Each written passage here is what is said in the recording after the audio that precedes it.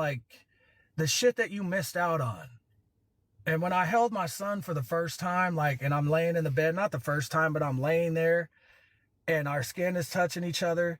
And it's the most purest love you could possibly have on the earth. Like, you would die for the kid. You know, you're feeling all this magical shit. You know, like, this is incredible. And you feel that love and warmth with your own son. And it just hit me. I didn't experience this shit.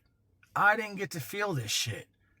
You know what I mean? Like, I didn't have this kind of connection on a pure level with another man. Being your dad, you know what I mean? In the most purest way. Not no weird shit, you know. I didn't experience that.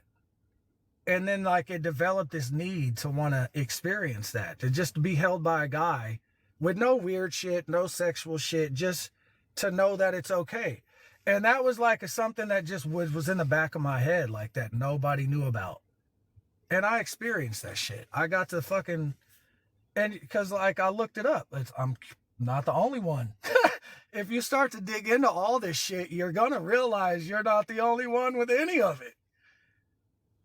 And I experienced it, and somebody showed me that shit. And it was fucking crazy. And I had no idea how much I needed it. And you know how vulnerable this shit is to talk about? You know, and I was in the streets selling dope, you know, doing all this shit. You know what I mean? Like, very masculine shit. To be able to struggle with all of this shit and be able to kind of get to these level of acceptance to be able to talk about this shit, man. It's some shit. To be able to, like, have that experience and be like, wow, I never even knew I really needed that shit, but I did. And it was dope as fuck.